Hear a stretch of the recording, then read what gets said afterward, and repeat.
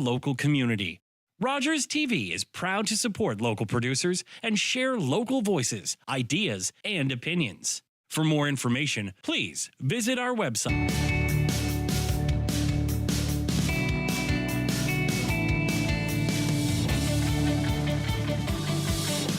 Welcome back to KickBack. My name is Ben Strasser, and I am now joined by Angela. Angela, thank you so much for coming on today. This KickBack is made up of and was started because of people sharing their personal journeys with mental health, with their everyday, and they share what they're living through in the hopes of making it easier for somebody else. And I just find that that's so courageous and brave for the individuals like yourself to just come on, talk to me, and share those thoughts and feelings in the hopes of being able to do that. And so I just really appreciate you taking the time today to come on and speak with me about your personal journey. Thank you for having me. Thank you. Can you please share a little bit about what it is that you work through on a daily basis? I experienced severe depression and severe anxiety. I've had both since I was probably 8 years old. I had my first very public panic attack at school when I was in grade 4. That was in the 80s, and back then people didn't really have the same understanding as they have today about what depression and anxiety looks like, especially in a child. So I was given a lot of side-eye at school after that. Right. I wasn't invited to as many birthday parties. It kind of affected my life from that point forward.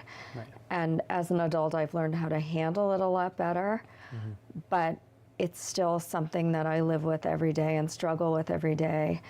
And I feel by sharing my story, like you said, it can free other people to share their stories as well. So that's why I'm very open about it. Right. Well, I really appreciate that. And that must have been, it's unfortunate how that happened for you, that by you having that episode at school led to you experiencing even more difficulty, right? Yeah. Life's already difficult enough, let alone having those things where you were not allowed to, or not able to, or not invited to go to. When in those moments you just needed somebody to be able to say, you know what, I will listen to you, or I'll hold space for you. That's ironic, isn't it?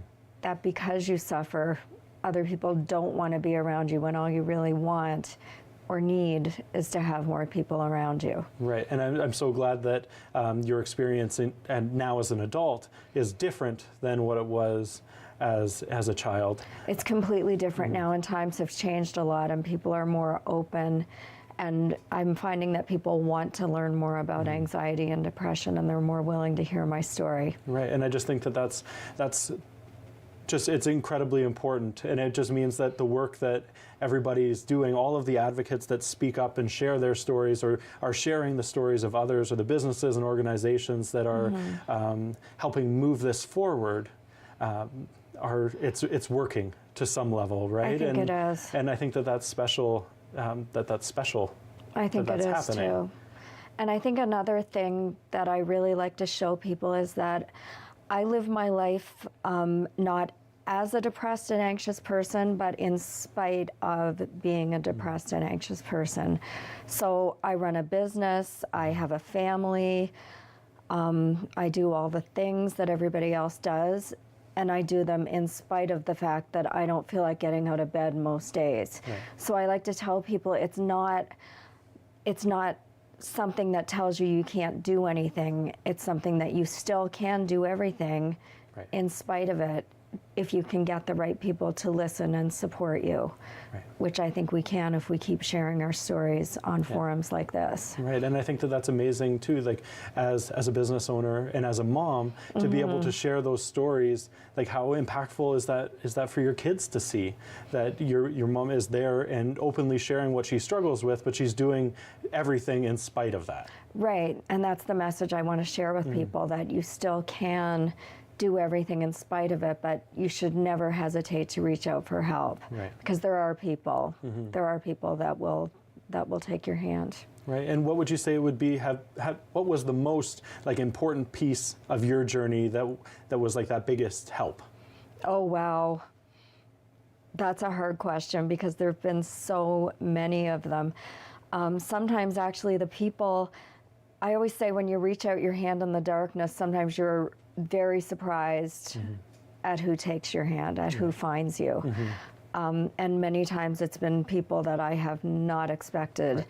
Strangers, people I barely know, people on social media that just reach out and thank me for sharing my story. There have been so many amazing people and amazing situations that have helped me, and running my business helps me a lot too. Right, and I know personally, both my cousins, one's taking singing lessons and one's taking guitar lessons. Yes, I know exactly who they are. They were in last night. And yes. they both absolutely adore your entire business. They're wonderful people. Yes, they and they really enjoy are. it, and it's something that's a big part of their life. And by you being there, and instead of saying, I'm not going to stay in bed today, I'm going to go out there and make this happen, right. You're providing that space for them to be able to thrive and succeed in that environment. And what does that do for all of your students and their mental health and what they're doing? It's just like the ripple effect of you saying, you know what, I am going to get out of bed today. How many lives are you impacting and touching based on that? I love that you put it that way. That just opened up my whole perspective. That's amazing. Thank you for You're that. welcome. That helped a lot. Yeah, and it's important to recognize that, right? But because it's not just, like in the beginning you mentioned, like your family, but it's way more than that with who you are affecting. And specifically in music, that is such a beautiful gift to teach people. It really is. To teach people how to play musical instruments. And how to be or use confident. Their voice. Yes. And to show that they belong. That's the most important thing about my business. I want every child to feel like they belong. Right. I guess because I didn't feel like I did. Exactly, and like how that's just, it's beautiful, Angela, that you have created that space to be able to share that and do that. And just that message is so powerful for people of all ages. Thank you, that means a lot. For the individuals that are at home watching, what would you suggest to them if they are struggling? I would say find someone to reach out to, whether it's family, whether it's a good friend, a stranger, someone at work. Find a good doctor if you can. Medication is amazing, it really is. Just find someone you can lean on, someone who will believe you and help you. Right, and if that first person that you reach out to doesn't give you the warm fuzzies experience of what you're looking for in that moment, it's move on to the next one, right? Keep reaching. Right. Keep reaching. There's someone there. I'll listen. Right. I listen to everybody. Right. I will listen. Right. Someone will listen. Right, and I think that's all anybody really wants is for somebody to listen. And to take them seriously, because it's very hard to get people to take you seriously. Right. But there are people out there. Right.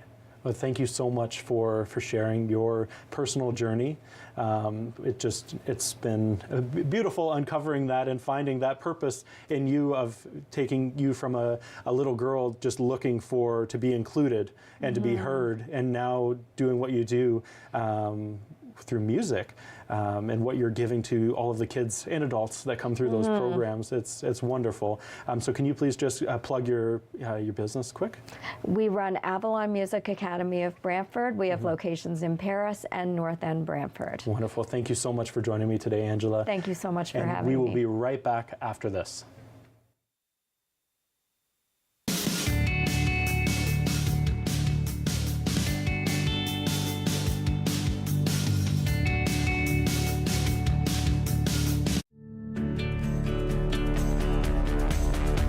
This program is brought to you by Rogers Xfinity, connecting you to more of what you love. Visit Rogers.com for more details.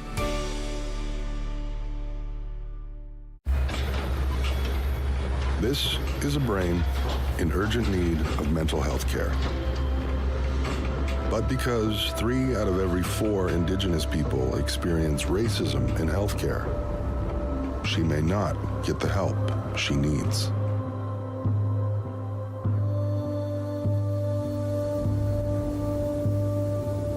Become an ally. Rise above racism in healthcare. My dad was a railway porter. It was just about the only job a black man could get. But he had big plans for us. Music would be our ticket out of poverty. I knew we couldn't afford that piano, so I practiced twice as hard. Nice, Daisy. Okay, Oscar, let's hear it.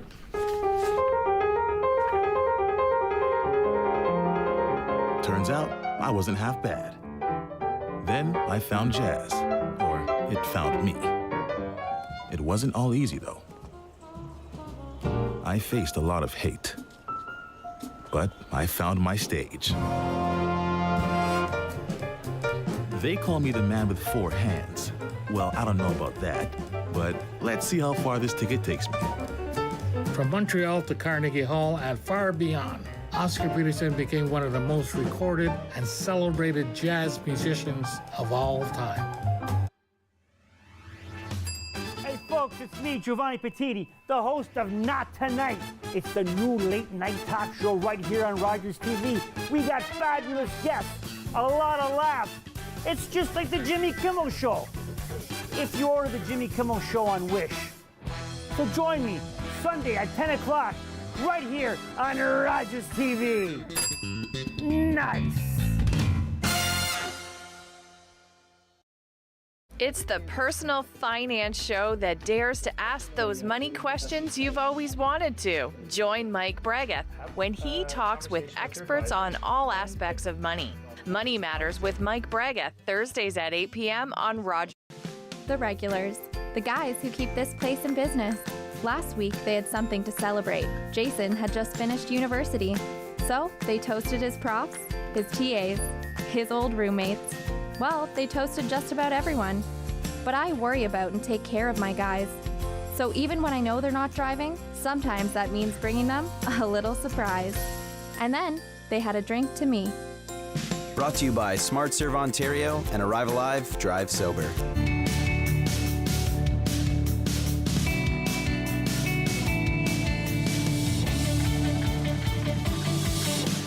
Welcome back to KickBack. My name is Ben Strasser, and I'm joined by my friend, Jim Hladish. Jim, thank you. Yeah, my friend, right? Yeah, that's right. Yeah. Thank you so much for coming in today. You're very welcome, Ben. I'm very excited to have you share your story. Over the 9 years of us doing KickBack and producing KickBack, it's finding the men to be involved with KickBack and sharing their story. We've always had some, and we've always appreciated them, but it was always definitely heavily skewed to women coming on and sharing. And what I've noticed specifically this year was when I made a post saying, hey, we're going to be doing this again this year, we'd really love to have you involved. All of a sudden, the men came out in full force. That's and awesome. Wanted to share their stories. That's and so good. my inbox was full of people saying, like, I struggle with this. I don't want to go necessarily on TV to share, but like I want to share this with you and just understand the importance of talking about it and being open with it. So I'm excited to have you in today, and I would just love for you to share your personal journey with your mental health. Yeah. I just my issues with mental health didn't really start until the birth of my first child. I think I kind of knew that things were going on and that I might have some mental health issues, but I was just ignoring them because I had no reason to address them. And then once my daughter was born, I started, it actually was manifesting. I had some panic attacks and feeling like some low-grade depression, I guess, but I always just kind of swept it under the rug and ignored it and knew, like, okay, I just have to focus on, exercise and healthy eating and good habits. And it wasn't really until the baseball tournament that we were in a few years ago that I decided it was time to stop ignoring it and do something about it. One, for myself, but two, for my children, because I wanted them to see that it's okay if you're feeling that way. And when you're feeling that way, you go out and ask for help. So we played in a baseball tournament. Our team won. I don't know if you remember, we destroyed the competition. It was a good time. It was a runaway victory. Everyone was celebrating except for me. I just had this dead feeling inside. I didn't really care. It was kind of like, oh, so what? And I looked at everyone else on the team, and everyone was taking pictures with the trophy and high-fiving and dancing and having fun. and I just had no feeling for it, about it. So that was like one of those like signs that like just stood out to me. And there was other things, but it was that moment, I think, that really changed everything. And my partner suggested that for years she's been encouraging me to speak to a mental health expert or a therapist, and I just ignored it because I'm a guy and it doesn't bother me. So anyways, I got on the phone the next day and booked an appointment, and ever since then, you know, I've really valued the help that my therapist has given me to kind of address issues, what was causing my mental health and how to deal with current mental health situations. So yeah, it was one of the best decisions I've ever made. Right. And now, why do you think men specifically don't tend to share or to seek help until it does get to a point of where, like, what it got to? I think it's just, I think just overall mental health isn't given,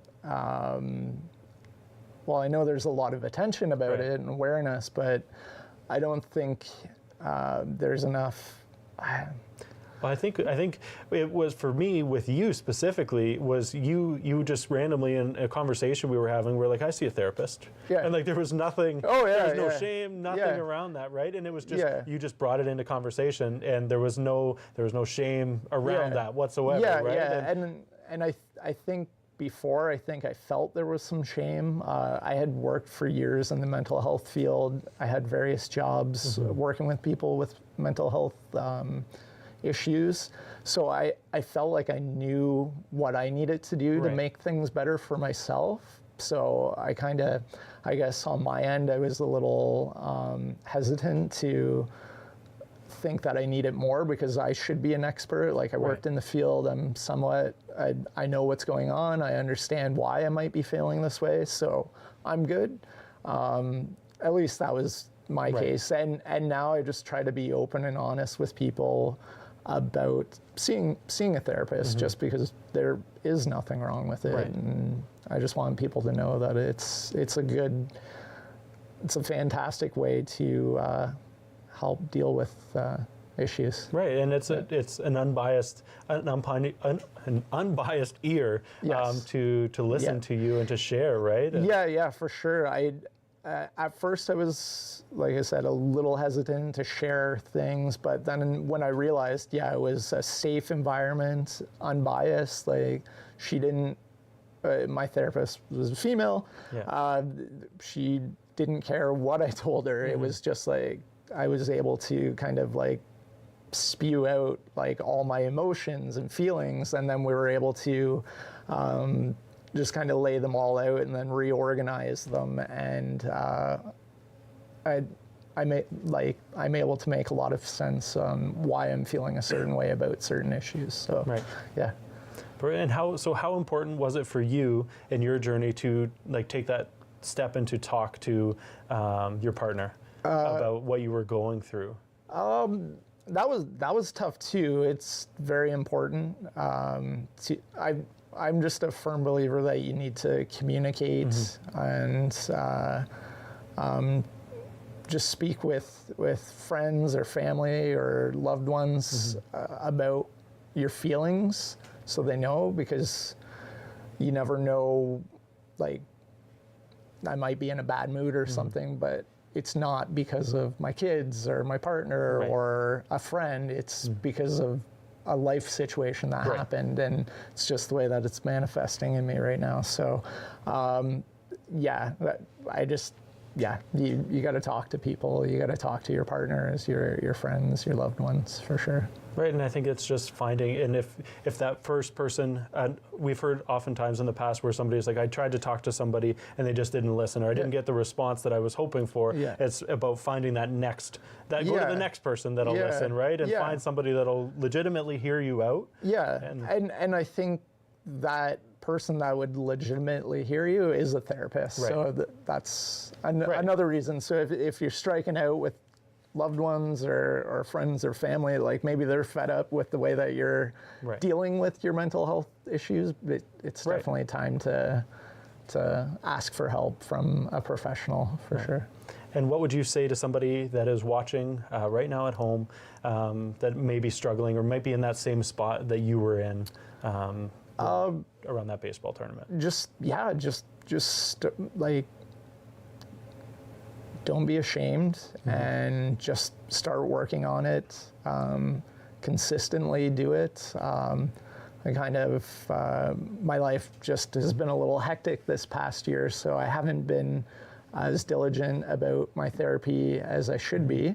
And just recently, the last couple months, I've been getting more on track with things. Thank you so much for joining us today, Jim. We'll be right back after this.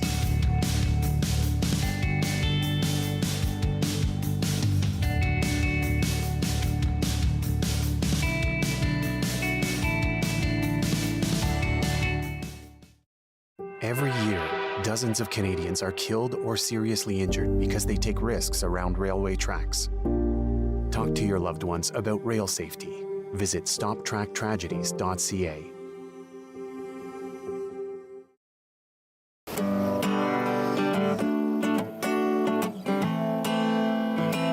I'm a singer-songwriter from Six Nations, and I've been writing songs about my experience, and with that being said, it's helped me hold hope in my heart in following my dreams and being resilient to everyday Indigenous battles. Competition between spirit, earth, and wind, let me tell you now.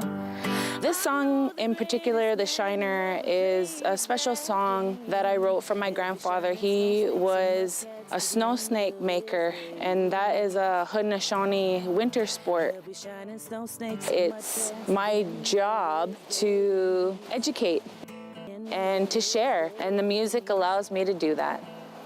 He'll be shining snow snakes and mudcats to the end of his days. Do you like talk radio? Catch a televised simulcast of The Mike Farwell Show. Listen to callers rant or rave. Watch interviews with guests on topics impacting your community. The Mike Farwell Show, weekdays from 10 till noon on Rogers TV.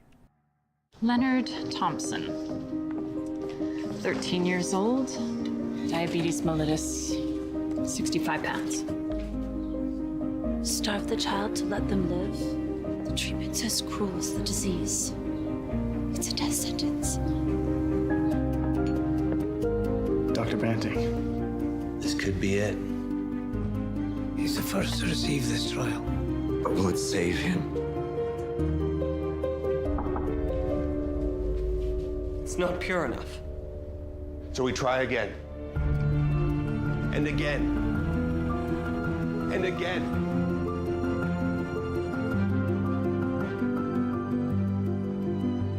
Before the discovery of insulin, diabetes was a death sentence. Banting, Best, Collop, and McLeod's breakthrough has saved millions of lives. Leonard Thompson's was the first. Today, I helped a parent feed their family by connecting them to a food program. Today, I helped someone connect with mental health supports. Today, I helped a couple struggling to pay their bills access financial aid. Every day, 211 navigators connect Canadians to critical government and community programs and services. 211. Help starts here.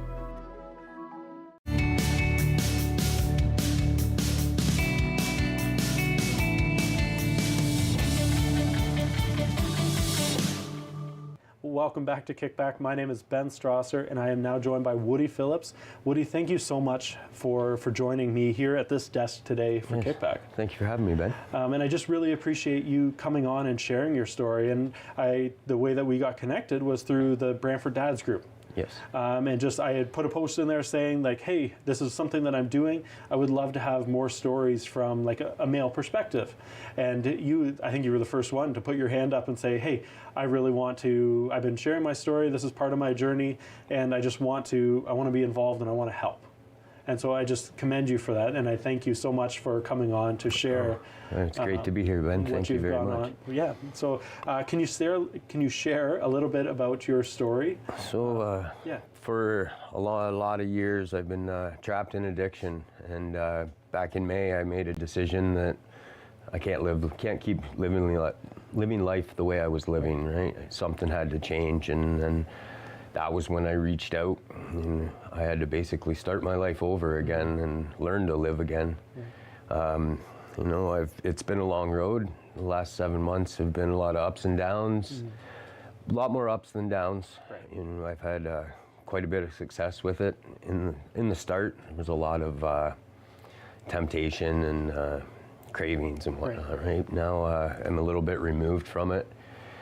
Finding the days are getting easier. My life's starting to fall back into place now, and you know, a lot of that stemmed from reaching out, you know, and reducing that stigma, and like actually just calling somebody and saying, you know, I'm beaten, I'm defeated, and I need help. Right. Why do you think it's so hard for the men to say that, right? To say that I can't do this anymore, and it's so powerful that you were able to.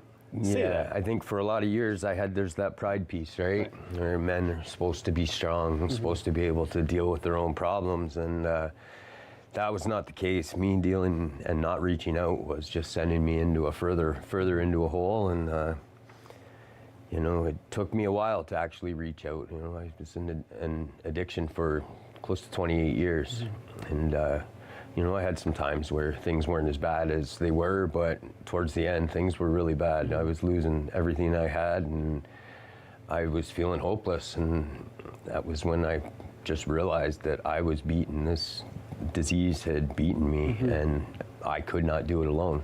Right. I had had several attempts of trying to do it on my own, and it wasn't until I reached out that things began to get better for me. Awesome. And who did you reach out to? I reached out to Narcotics Anonymous program originally, and then I got involved with the RAM clinic here in Brantford, and they gave me some medication to kind of help with my cravings. They monitored me twice a week with the urine analysis, and you know, to kind of keep me accountable. And there's so many agencies along the way that I've been a part of, right? When I first made the decision was actually on my 46th birthday. I ended up homeless after a bit of a domestic issue the night before, and that was the time when I just looked at my life where I was and knew that something had to change, and I was admitted to the CMHA Safe Beds facility here. Kind of just gave me, I was there for 9 days, and it was a chance to just kind of get my feet on the ground without going into the shelter system. The shelter system did follow, but if I hadn't had that bit of time at the CMHA Safe Beds to get my feet on the ground and kind of get my head straight, I don't think I would have survived through the last 7 months. And that was big for me to get that initial foundation and solid, something solid in my life. You know, I do, in the 12-step programs, they recommend you do 90 meetings in 90 days. I think I went 109 days before I missed a meeting, and in those 109 days, I had probably over 130 meetings. Wow. Yeah, a lot of days where I was doing 2 meetings a day, and at first it was kind of, it just kept me off the streets, away from the people that I was associating with, and I started to make some new friends, you know, healthy friends. Right. And then, you know, those people are there. If I miss a meeting now, they're like, oh, everything all right? I'm constantly getting calls. You know, if I'm not there for like 2 nights in a row, people are wondering where I am. And it's good to have that, knowing that people care about you and hold you accountable. That's been a big part of my success in my recovery. And how important is having that community? Oh, it's huge. I mean, I'm sure there's people that can recover from addiction alone. They're stronger people than I am. Having my community is huge because there's 2 different pieces. There's the friendship piece and the support piece, right? Just having people to hang around with, you know. And I think when a lot of addicts leave the active addiction life, life becomes kind of boring, right? You don't have too many friends because I was in it so long that everyone I knew was about that life, which I couldn't be around that life anymore. You know, I didn't have the willpower to be around those people that I called friends. And then, you know, over time, I kind of started to realized who my real friends were, you know, and those people, a lot of people I hung out with weren't really, really good friends. They were just there when I had something to offer, and now I've got a huge community behind me, right? I know that if any time I'm struggling, I go on my phone list and there's somebody there who's going to answer the call and listen and make me feel better, give me advice, you know. None of them are some of them are professionals, but, you know, they can tell me what works for them. Right. That's kind of what I do now too, you know. Somebody's in need and I try and reach out and just share with them what works for me. Right. Share my experience, strength, and hopes, and hopefully that they can take what they need from it and leave the rest, and that helps them to give them that feeling that they're not alone, you know. Right. And why is it so important for you to share your story? Because there were so many people that shared their story when I was in early recovery or when I was even still in addiction, that shared their story with me and made me feel that, give me that sense of not being alone, that, you know, a lot of people are dealing with these same problems that I was dealing with. And that really kind of lifted the stigma for me and made it a little easier for me to reach out for help. Yeah, and I think that's the whole point of what we're doing here today, right? We're just keeping that conversation going so that people can understand that it can affect anybody. It can. And everybody, right? And so it's not just yeah.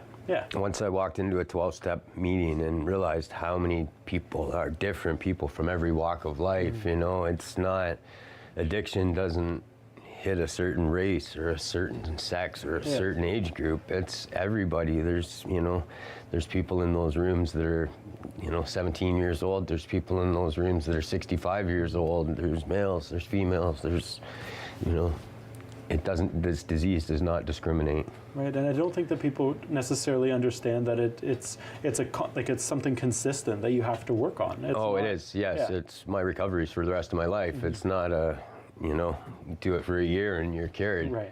I wish it was that easy. Yeah. If it was that easy, there wouldn't be a need for all the programs in place, right?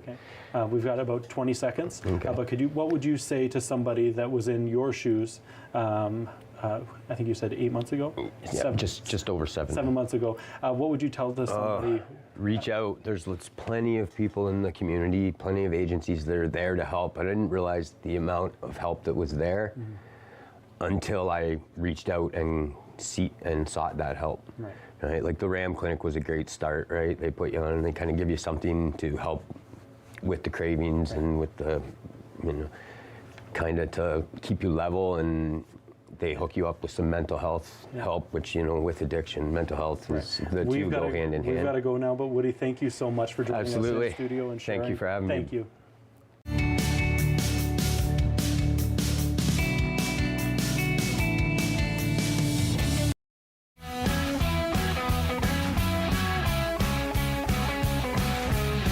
Guelph, the Royal City. Learn about the people, places, organizations, and events that make up your hometown. Join us each and every episode to learn more about Guelph and what's happening in the Royal City.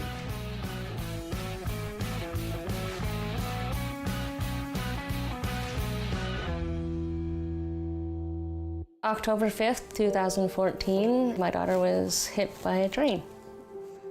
She was walking along the sides of the tracks, and it shattered her world.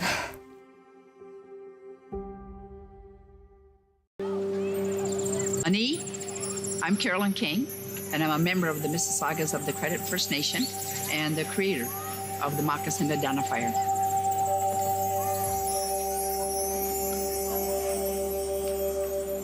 Philip Cote, an artist in Toronto here, took and redrew real moccasins.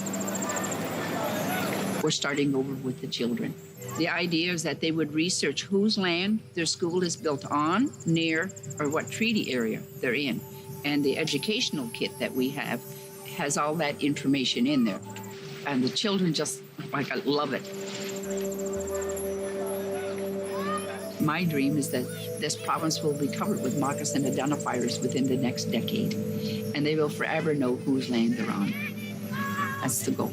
educate and awareness with a nice, simple little program called the Moccasin Identifier. David Prang from the Chamber of Commerce Brantford Brant speaks with community members about events and organizations that impact the city of Brantford and the county of Brant. Chamber TV, Thursdays at 6:30 p.m., right here on Rogers TV. Sundays for Paris is a service that we believe will help you discover more of God's promises and purpose for your life. A reminder that God is for you. Courtesy of Paris Community Church. Join us every Sunday at 10:30 a.m. on Rogers TV to be encouraged and pointed towards hope.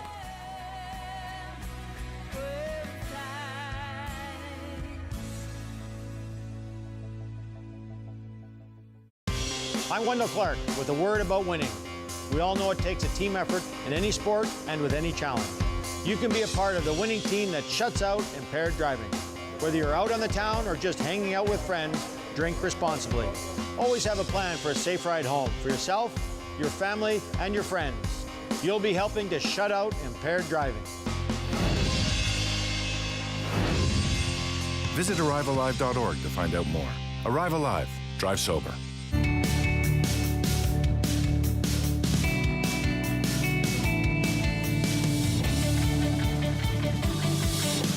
Welcome back to KickBack. My name is Ben Strasser, and I am joined by my friend and longtime guest on KickBack, and host, too. I've hosted. I've done the whole thing. Right.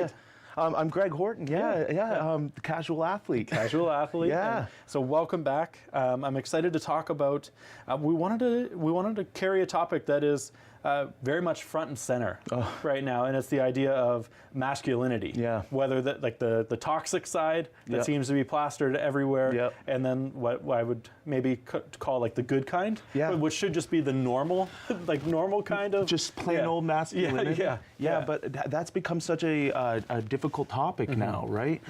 There's been a lot of definitions based on what things used to be, what they are, what they might be like. It's kind of scary. Right.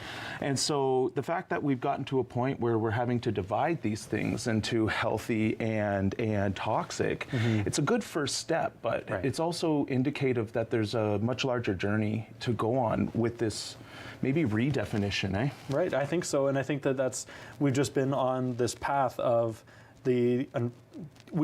everything is always the negative is what is always talked about, right? Yeah. Like you mentioned it just a second ago off air, and it was just the idea of there's something that's on fire. Yeah. Like we should do something about that, or like there was this accident. We don't talk about necessarily the good thing that happened in life. We want to complain about the bad, or my fries were burnt when I got them. You don't this restaurant was awesome. Like few and far between does it go where you celebrate the good. Absolutely. There's a thing in our brain that wants us to be safe, okay? And it gives us a shot of a chemical called cortisol, which just alerts us. It's like, wow, there's a fire. And then the adrenaline goes. And sometimes even our testosterone's in the blood. Someone's got to do something about this, right? We see this personality on Twitter, or we see this personality on any social media, and they're saying this thing that's toxic masculinity, okay? And define that as you will for now, right? What it does is it triggers that in everybody, and either they go to defend it or they go to run away from it. It's that fight or flight response, right? And what it does is it creates a focal point in the arena that we don't need to be focusing on, right? If we want to focus on toxic masculinity, you don't have to look far. It's very obvious. You can ask anybody you know about it, and they're going to have an answer, right? That is the problem now, is that we're so attracted to that and so willing, we got to get on the battlefield to fight that. We're not doing anything to advance this idea of modern masculinity. Right. That is free of those toxic features because they're unneeded, right? People are going to do what people are going to do. And, I'm not going to step on anyone's freedom to talk or act or do what they want, but I will be willing to say that there's consequences to every single action. And I'm willing to live without some of those consequences, man. I'm willing to live a better way, I think. Right, and I think that this whole conversation and the transformation that we're speaking on starts with men being vulnerable and sharing, and that is something that we've moved so far away from. And thankfully, I feel like because of men like you and I, we're being open about how we feel and our feelings and what we're going through, and just how how certain things make us feel. Absolutely. Right? And I've noticed, we've been doing this will be our 9th year. Yeah. So we've been doing this for 8 years now. Yeah. And say it's probably just in the last 2 years or so that I've been like very intentional about when somebody says, how are you doing? I actually say how I'm doing, right? And that, in doing that, that's transformed friendships in like male friendships and female ones as well, but in males to then be able to, when I ask them how they're doing, the answer comes back equally as detailed, right? And like it doesn't necessarily need to be like all the details and all the things, but just like, I'm not doing great. Yeah. And then that allows for a follow-up later to be like, are you doing any better? Or do you want to talk about this? Absolutely. Or what is that? Yeah. It gives permission, right? And when we have the courage to step forward and just say, look, I'm going to give you the straight truth. Maybe you'll like it, maybe you won't, taking a risk here. Right. We actually garner respect, not this judgment of weakness or this judgment of that we're somehow insufficient. As you're speaking there, I was thinking to myself about how men back in medieval times would wear the armor of their father. And it's very interesting because you might have to add more armor on as time goes on, but the scars and the battle wounds on it were always there. Right. And in a way, that's kind of what we're doing too, is that we're taking the armor of our fathers and putting it on and being told this is the way that we protect ourselves. It protects all of your vulnerabilities. You can see I've been in battle and I'm still alive, right? Wear this armor. But then that armor gets passed down and passed down and passed down until that armor is no longer effective. It will not protect you, but you have all the belief in it because my father and my father's father and my grandfather all survived. Right, and it's heavy. It's heavy. Right. It's sometimes invulnerable. It's so heavy, it cannot be penetrated and nobody can get through to it. And and you're left crippled. Right, and I wonder if we're reaching a point in society right now where because we've been wearing that for so long that there is starting to be that movement of men being more vulnerable. Yes. It is because it's getting so heavy for people that they feel that they need to talk. Ask any guy, man. We're at a breaking point now. We're at a real point where guys are really falling between the cracks. We're losing guys to suicide all the time, all the time, and addiction. Right. And sometimes they just go missing. Right. You know. And so unless we can really start to understand the crisis that's going on here and understand that this old armor that we've been putting on is holding us back, we're going to lose guys. But we're going to see some other guys start to emerge out of this crisis too. Guys that are willing to shed that old way and get totally vulnerable and step out into the wild blue yonder without all that on and start a new way. Right. I love the expression, man, trailblazer, okay? Because what it requires is getting on the trail and there's nothing there for you. You have to go. You got the machete. Yeah, you have to figure this out. And that sounds pretty manly to me, right? And there were many men who traveled all across many continents, trailblazing, trying to find a way, trying to build cities and nations. Right.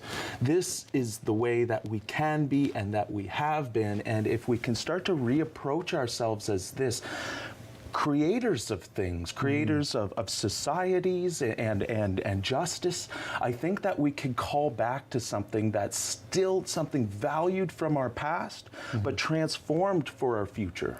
Right, and I think that that's something people can tend to feel lost in the size of that issue. And I know we've got somewhere around a minute left before we go to break, and then we'll be back. But people can get lost in that. But there's so much that you can do to be able to move that ball forward, right? And there's so many different pieces, like small steps that you can do. And it just starts with you having a conversation, being more honest. When saying, you know what, this is how I'm feeling, or this is something that I'm struggling with, or if you're just in different scenarios, not feeling like you need to hold the weight. Right? Like if you've got a partner and you're holding something on, that's the whole idea of partnership, is that you should both be carrying that weight and not just the one. Absolutely, man. Right? And it's just, it's it's just so important to be open, because that stuff can be so heavy that it gets to the point of crippling, where you're paralyzed and you can't move. And I'm just really excited to dive more into this after this break. And we'll be right back after this.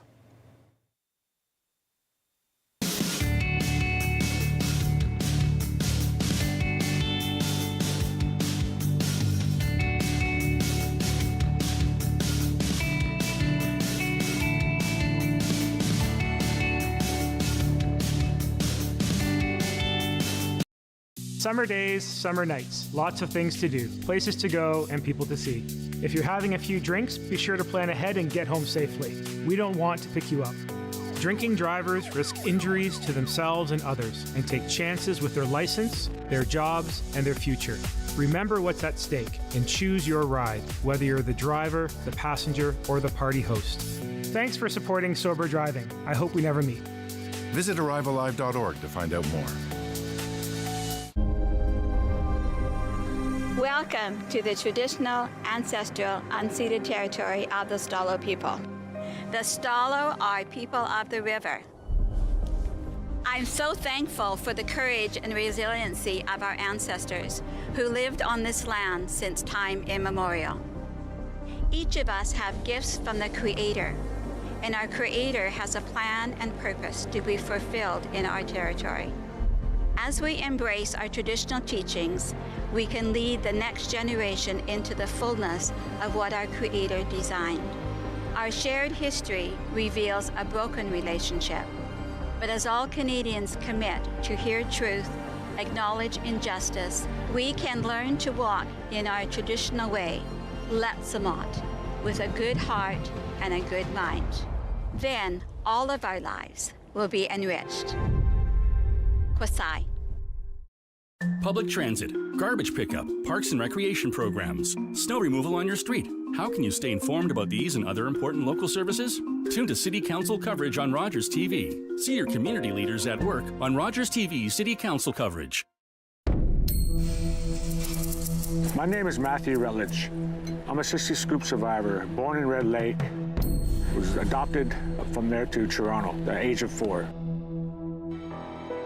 A lot of our brothers and sisters, family members got separated from each other. That was the government's goal, to break that connection from brothers and sisters. Basically taking the Indian out of the child.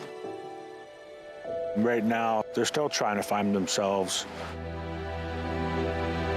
Originally, my birth name is Harvey Halverson.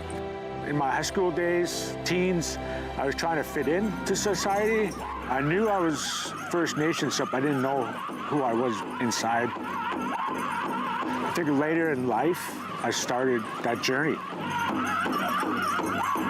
I am proud, Nishnawbe man, who I am now. I love life, who I am.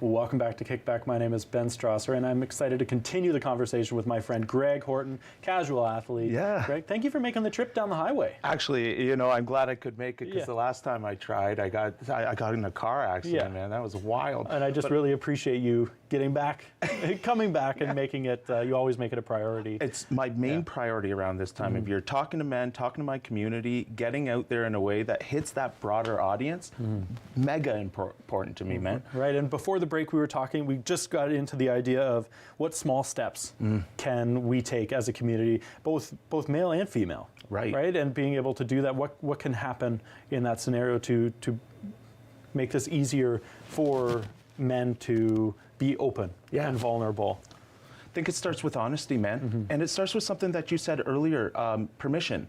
But not permission from somebody else, but permission for yourself. Right. And just like before anyone says, hey, you can tell me, it's okay. And or before you get drunk so you can give yourself permission to, or get high so you can give yourself permission, or get yourself out of your state of mind so you can somehow forget someday that you said what you said so you could live with it. We got to give ourselves that permission in a sober mind when we're absolutely ready for change. And then you start small. Just start with something that's hanging on your soul, that's low-hanging fruit, that you can go call your buddy. Man, there was one time I gypped you $20. I'm sorry. I want to give that back. I want to start this right. And get yourself on a track where you're starting a new pattern. Right. Brains love patterns, man. They love them. And that's why we can get on a bad pattern so easy, right? But if we can break that pattern with a interference, right? That permission that I can change. Then we can put ourselves on another path. And then it's just about making the next decision. I tell all my clients, the next workout's the most important one. So the next time you give yourself permission, or the next time you give yourself forgiveness, that's the most important time that you do it. Because what it's going to do is establish that pattern, so that's what's normal now.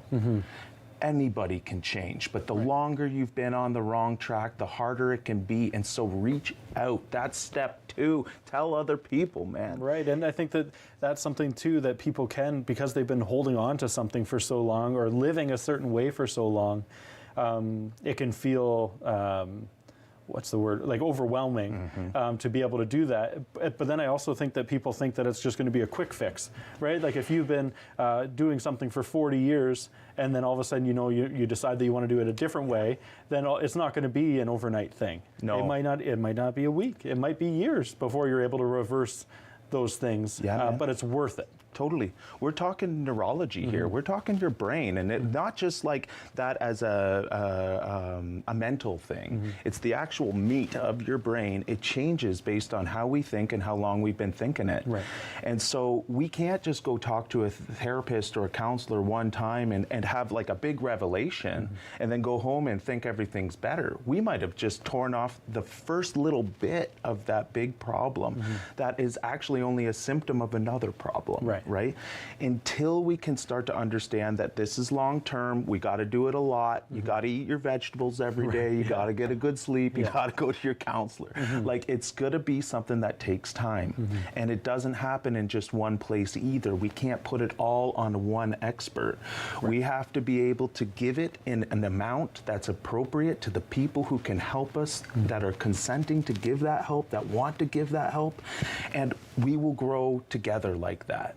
We have to carry this, man. We do. We are accountable for ourselves. That part's really hard, but that's part of being a man too, is that we have to be accountable and responsible. And so by having that accountability and responsibility to ourselves, we enhance it to what we project out towards others, which is yet another masculine trait, I would say, at least. Right, and I know that we've both lost people to mental health. We both lost men, we both lost friends, family members to mental health, and it, in large part, I had no idea that they were struggling in that sense, and then all of a sudden they're not there. Right, and that's why it's so important to like, people say, oh, check in on people, but actually do, like, reach out to your friends every now and again and check in on them and see, even if everything looks hunky-dory and beautiful and just wonderful on Facebook, doesn't mean that it's that way in real life, right? And it's those, just send the text, right? Hey, how are you doing? And when they say, if they respond with good, and then they ask you, ideally, how are you doing? Then be real and be honest with them and say, oh, well, this is something that I'm struggling with, because that then gives them permission to be able to be open and honest back to you. And you create that, you got to hold that safe space for them to be able to do that. And that goes for anybody, and not just men, but unfortunately it seems like men typically carry that. And because of that, we are losing men, all friends, family. We know that we all got a guy out there who is checking in on us, right? But it's kind of like that one guy, or maybe we're really fortunate, we got 2 or 3, right? But why isn't it 10? Or 20, or why isn't it just the normal thing that when guys are hanging out anywhere, it's like, hey, what's up? I heard there's some mental illness going around these days. How's everyone? Normalizing, and bringing it into, we don't have to decipher anymore, is this like the mental health talk or what? It's just something that we throw into any conversation. How are you, man? Right. It's exactly what we were talking about earlier, but getting real and getting honest about it at the same time. Yeah. Right. And what would you say, what advice would you give to like the younger generation that's watching at home, that's seeing two men come on, share their thoughts, their feelings, and like being vulnerable by just discussing their emotions? How would you talk to them? They're going to look at us and think that we're in the Stone Age one of these days, okay? And I hope that they see us as the torchbearers, the ones that came out of the dark for the first time and said, it's time to shine a light. It's time to do this different. And then when we hand this to our young brothers and our young sisters, we're not handing them our old armor. We're handing them a light. We're handing them a way so they can blaze their own trails and do this with the tools and the stories and the traditions that we've created in health and in joy and in happiness, and with the greater hope that what we do now impacts what will happen 100 years, 200 years, 1,000 years from now, man.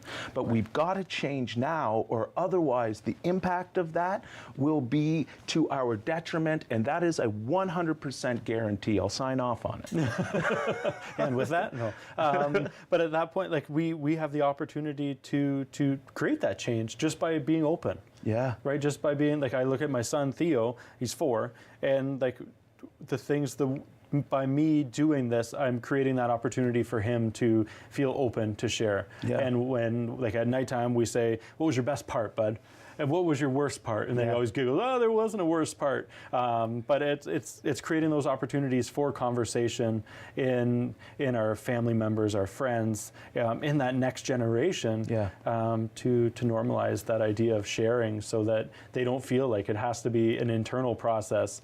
Like emotions should be like it's emoting, right? Like it's coming out of you, and so when you like hold those in, that's what creates the majority of the issues. Is you're holding those things in instead of speaking them out. Like how many things do we hold on to and worry about and stress about that if we had just talked about them and opened up about them, would they just be gone? Absolutely. Plus, expressing these things doesn't make a smaller or weaker self. It makes a much larger self, you know? If we were holding all this back or even repressing it and making it smaller, in no world, in no reality, and in no logic does that make a bigger, better man, you know? What does make a bigger, better man is working on yourself. We all know this, okay? Right. This is valued, right? If we go and we start doing stuff like that, but with the understanding that that emotional side of our brain exists, and without the right amount of literal blood flow, that's our thoughts though, as it's going through, we will be a weaker man. Right. And we have been, when we have shut this down. I know I felt at my weakest when I wasn't telling people how I felt. I will just deal with it on my own because I'm invincible, and then in your darker moments, you're not. Right. Thank you so much, Greg, for making the trip down the highway. Always love chatting with you, and we will be right back after this.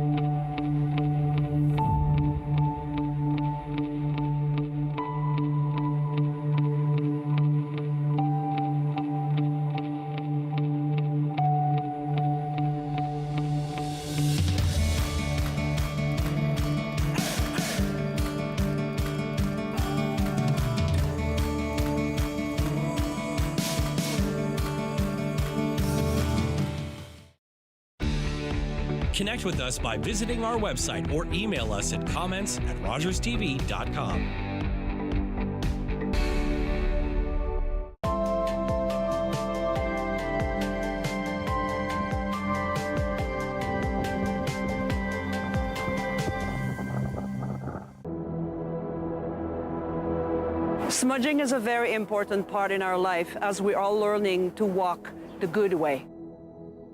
When we smudge, we use the sacred medicine, the white sage, the sweetgrass, the tobacco, and the cedar. It cleanses negative energy and replaces it by a positive energy. When I smudge, I cleanse my N and my eagle feather and start cleansing my breath to have better words. I will smudge my eyes so I could see the better things offered to me. I will smudge my ears